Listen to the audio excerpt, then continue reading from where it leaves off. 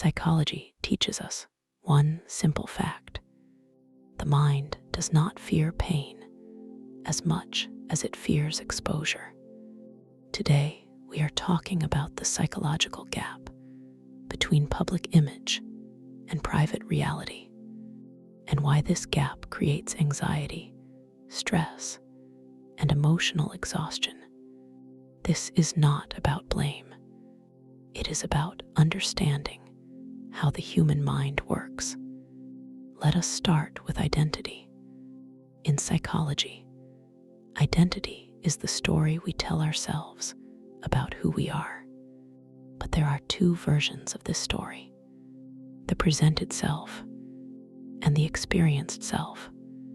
The presented self is what others see: confidence, control, social approval. The experienced self is internal: thoughts, fears, doubts, emotional needs. When these two versions drift too far apart, tension begins. This tension is called identity dissonance. It creates mental stress because the brain is forced to maintain two realities at once. Women experience this strongly because social conditioning begins early. Research shows women are rewarded more for emotional regulation, appearance, and social harmony. This teaches the brain one lesson: do not disrupt the image. So emotions that threaten the image are suppressed. Anger becomes silence. Fear becomes politeness. Sadness becomes productivity. From the outside, this looks like strength. Internally, it feels like pressure. The brain keeps score. Suppressed emotions do not disappear. They turn into anxiety, overthinking, and self-criticism. This is why many women report feeling exhausted, even when life looks fine. Psychology calls this emotional labor. Constantly managing how you are perceived uses mental energy. The mind stays alert, always scanning, always adjusting. Social media intensifies this effect. The brain evolved to compare itself within small groups. Now it compares itself to thousands. Every comparison reinforces the gap. Public image says, "I am doing well." Private reality asks, "Why do I still feel empty?" Here is the fear psychology points to. It is not fear of judgment. It is fear of rejection after authenticity. The brain associates acceptance with survival, so it learns to protect the image at all costs. Being seen fully feels dangerous because it risks losing connection. This creates what psychologists call conditional self-worth. Value becomes tied to performance, beauty, and emotional stability, not to being human. Over time, this leads to emotional numbness. When a person cannot express negative emotions safely, the brain reduces emotional range. High highs fade. Low lows feel constant. This is why some people say they feel nothing, even during success. The solution is not destroying the image overnight. The brain resists sudden change. Psychology suggests integration, small moments where image and reality align, speaking one honest sentence, setting one boundary, allowing one imperfect reaction. Each time this happens, the brain learns safety in authenticity. The gap shrinks, stress lowers, connection deepens. The truth women fear is not being imperfect, it is discovering they were only loved for the image. But psychology shows something important. Real attachment forms when vulnerability is shared, not when perfection is displayed. The mind relaxes when it no longer has to perform. And that is the real freedom, not being admired, but being understood. In the last video, we talked about public image versus private reality. Now we continue the psychology behind it, because the gap does not exist on its own. It is protected by stories society keeps repeating. Psychology calls these stories narratives. Narratives shape behavior without people noticing. From a young age, many women are taught one core idea. You are fragile. You must be protected. You are a victim of circumstance. This does not sound harmful, but the brain absorbs it deeply. When someone is framed as fragile, expectations change. Less responsibility, less confrontation, less accountability. Not because women cannot handle it, but because society assumes they should not have to. Psychologically, accountability requires agency.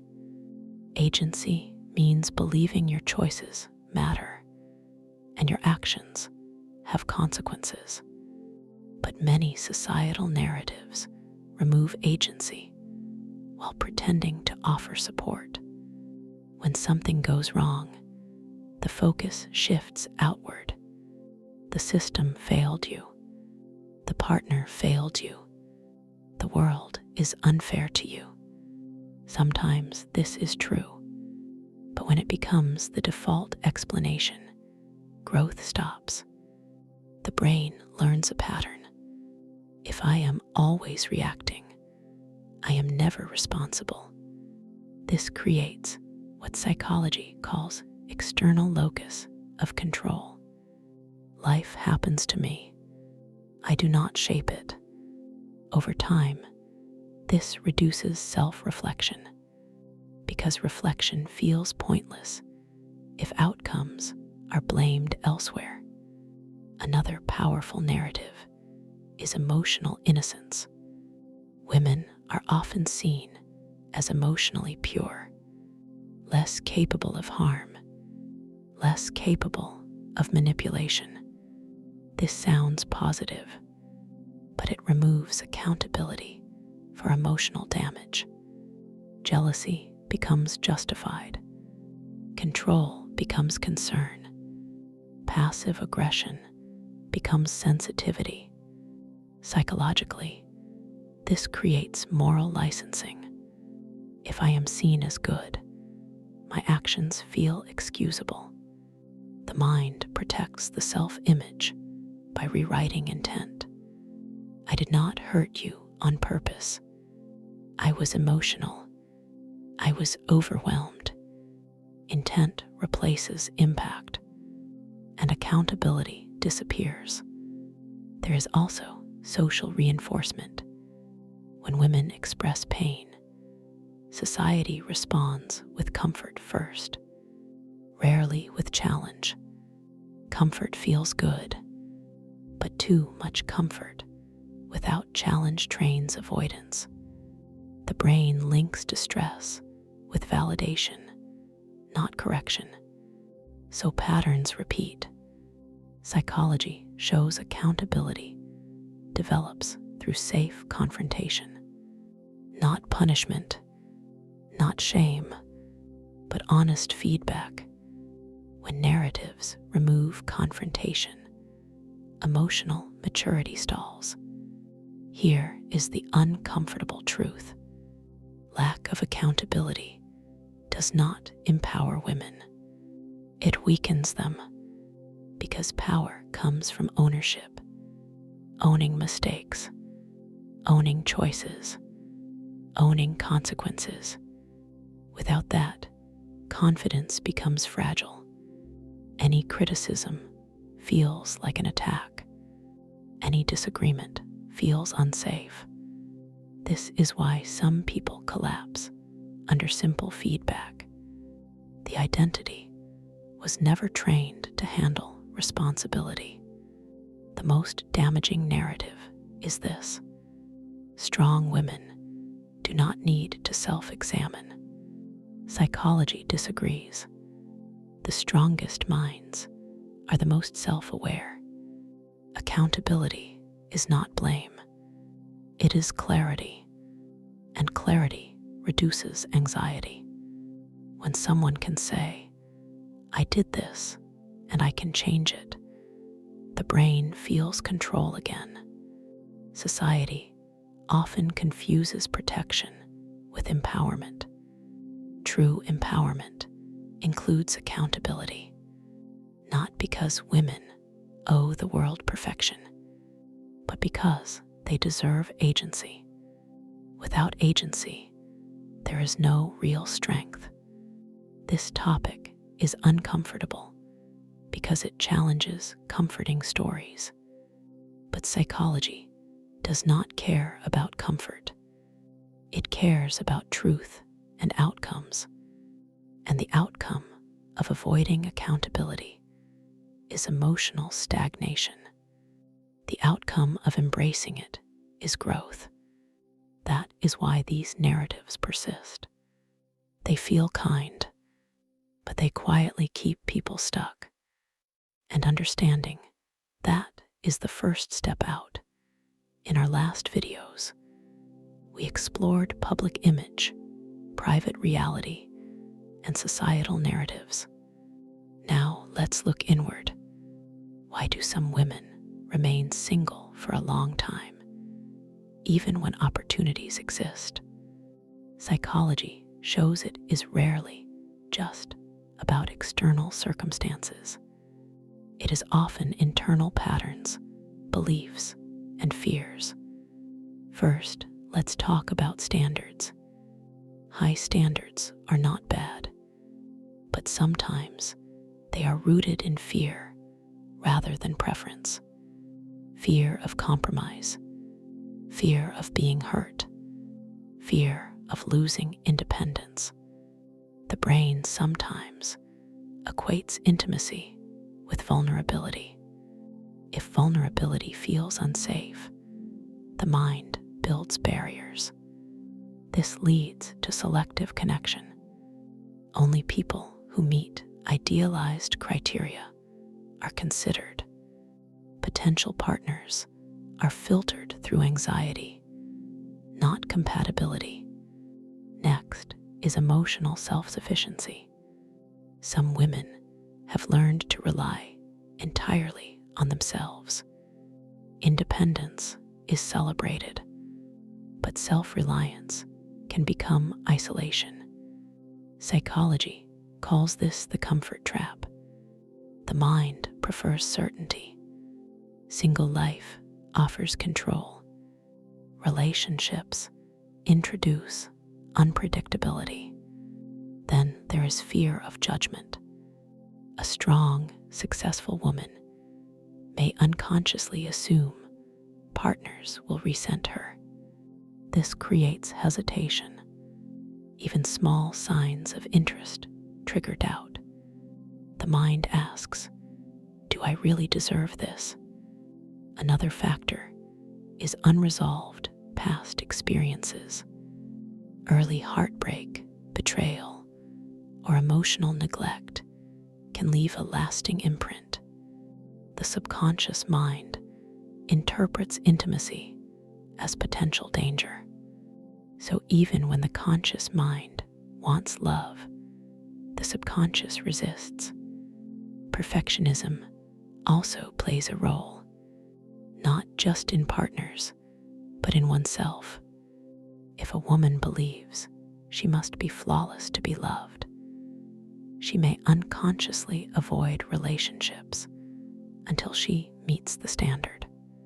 Psychology calls this anticipatory rejection. The mind protects from failure by not trying at all. Finally, there is the gap between internal needs and external messaging. Society says, be confident, be independent, be perfect. Internally, the brain asks, am I allowed to be needy, imperfect, vulnerable? If the answer feels unsafe, the relationship never begins. The truth is, long-term singleness is often a signal from the mind that internal work is incomplete. Self-awareness, emotional processing, and boundary clarity are crucial. This is not about blame or shame. It is about understanding patterns. Once these internal barriers are acknowledged, the brain can rewire. Vulnerability can feel safe. Connection can feel possible. Long-term singleness is rarely permanent. It is a phase shaped by internal psychology, past experiences, and learned patterns. Awareness and intentional change create the space for genuine connection. The mind protects first, but it can also allow love. Understanding why helps women stop fearing commitment and start approaching relationships from a place of strength rather than avoidance. This is why psychology matters, not just in relationships, but in understanding ourselves. The more we understand our patterns, the less we are trapped by them. We explored public image, societal narratives, and internal reasons for long-term singleness. Now we focus on how daily behavior, habits, and standards directly influence attraction. Psychology shows that attraction is not just about looks or charm. It is about consistent patterns over time. How someone lives, thinks, and reacts tells the brain whether they are a reliable partner. First, let's talk about high standards. Standards are essential. They set boundaries and signal self-respect. But when standards become rigid or unrealistic, they can create subtle barriers. The mind unconsciously scans for signals of compatibility. If someone notices that no one ever meets your ideal, the brain interprets it as unattainable. Attraction weakens not because you are too selective, but because the pattern communicates emotional distance. Next is behavior. Consistent behavior, how you treat people, respond under stress, and handle emotions, creates psychological impressions. Research in social psychology shows that small, repeated actions matter more than one-off gestures. For example, patience, empathy, and reliability are magnetic traits. Conversely, inconsistency, unpredictability, or frequent negativity triggers the brain's caution response.